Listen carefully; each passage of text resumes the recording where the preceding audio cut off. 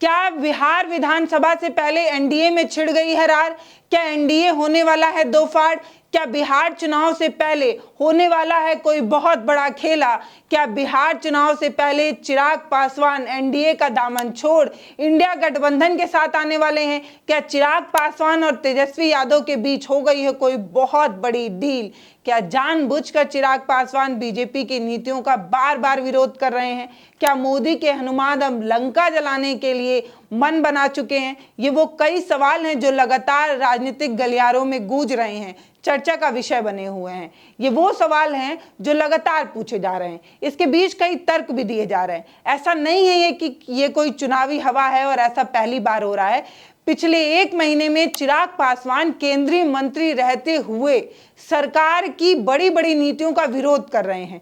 इसकी वजह क्या है? चिराग पासवान के ये जो विद्रोही बोल हैं उसकी वजह से सरकार को कई बार बैकफुट पर आना पड़ा है।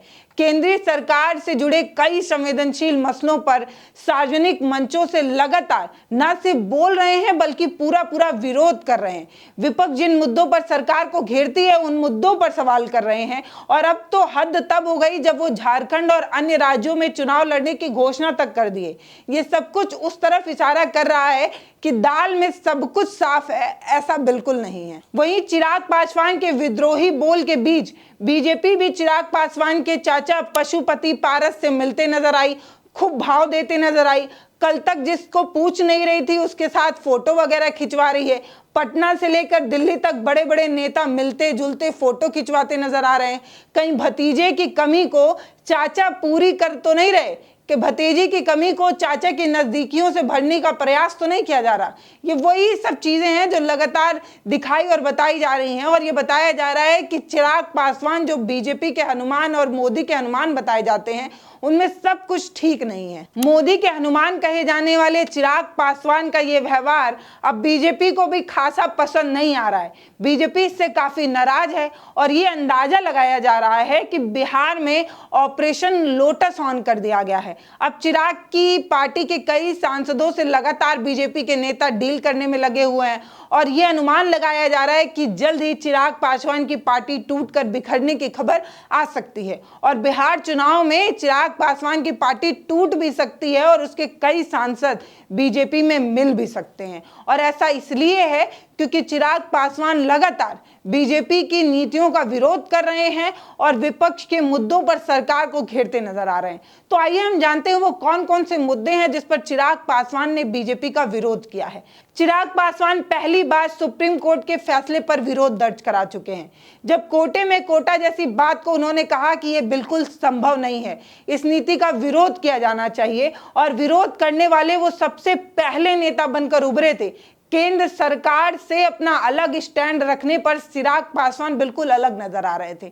केंद्रीय सरकार यानी कि मोदी जी की सरकार इस पक्ष के साथ थी, सुप्रीम कोर्ट के फैसले के साथ थी, लेकिन चिराग पासवान इससे बिल्कुल अलग नजर आए थे। दूसरी बार केंद्र सरकार जब लोकसभा में वक्फ बोर्ड संशोधन बिल लेकर आई थी तो विपक्ष इसको लेकर हंगामा कर रहा था। विपक्ष की सभी पार्टियां लगभग इसके विरोध में थी। कहां तो चिराग पासवान को एनडीए गठबंधन के साथ होना चाहिए था, लेकिन चिराग पासवान इस मसले पर विपक्ष के सुर में सुर मिलाते नजर आए थे। इस तरीके से वो दूसरी बार सरकार के विरोध में नजर आए, सरकार की नीतियों का खंडन करते नजर आए। तीसरी बार केंद्र सरकार की तरफ से केंद्रीय सचिवालय में विशेष पदों पर स्पेशल एंट्री जैसी खबर जब आई थी, जिसमें यह बताया गया था कि अब स्पेशल एंट्री की जाएगी, केवल जनरल की नियुक्ति की जाएगी। इस पर भी चिराग पासवान ने इसका खूब विरोध किया था और विपक्ष के साथ नजर आए थे, या ये कह दें कि विपक्ष से थोड़ा बढ़ चढ़कर ही सरकार को घेरते नजर आए थे। विपक्ष कुछ कमतर नजर आई थी इस मसले पर। चिराग पासवान ने कुछ ज्यादा ही घेर लिया था एनडीए सरकार को और ये कहा कि एक तो पहले प्राइवेट नौकरियों में इस तरीके का आरक्षण नहीं है, फिर इस तरीके का कोई नियम लाना बिल्कुल सही नहीं है। और चिराग पासवान ने सिरे से इस चीज को नकारा था और फिर से वो एनडीए से अलग नजर आए, फिर से वो एनडीए का विरोध करते नजर आए।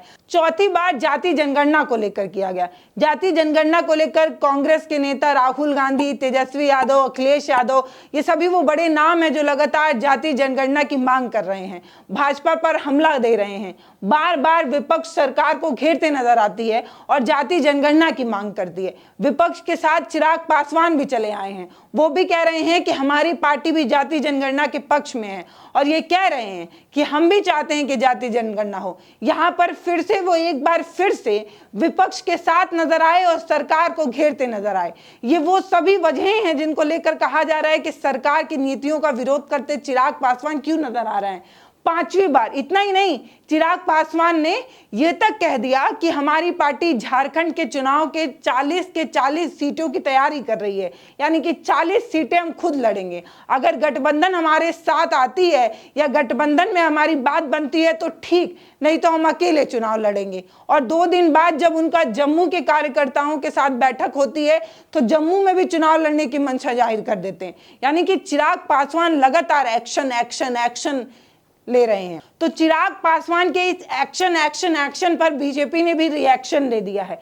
बीजेपी के केंद्रीय मंत्री अमित शाह चिराग पासवान के जो चाचा हैं लोजपा सुप्रीमो, उनसे मिलते नजर आए, उनके साथ फोटो वगैरह भी खिंचाई।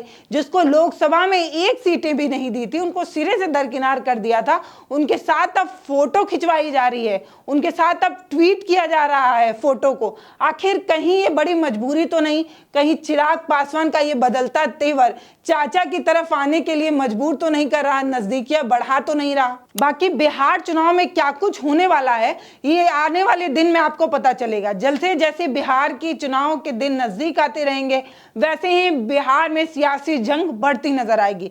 बाकी नीतीश कुमार को लेकर भी ये कहा जा रहा है कि नीतीश कुमार का भी मन बीजेपी में लग नहीं रहा है।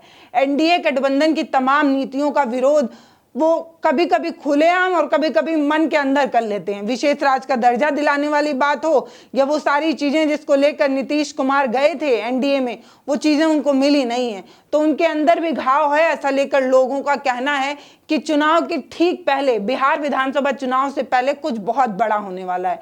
बाकी चिराग पासवान ने इस चीज को लेकर कहा है कि ये सिर्फ ह्यूमर्स है, ये विपक्ष लगातार इस तरीके की चीजें, इस तरीके की झूठी खबरें फैलाता है, ऐसी उसकी मंशा है, वो इसलिए इस तरीके की खबरें फैला रहा है, इसमें बिल्कुल कोई सच्चाई नहीं है। मैं मोदी का हनुमान हूं और मैं हमेशा मोदी के साथ रहूंगा, इस तरीके की बात चिराग पासवान ने कही है। बाकी आपको क्या लगता है हमें कमेंट सेक्शन में लिखकर जरूर बताइएगा। नमस्ते, मैं पल्लवी हूं, आप भारत एक नई सोच देख रहे हैं।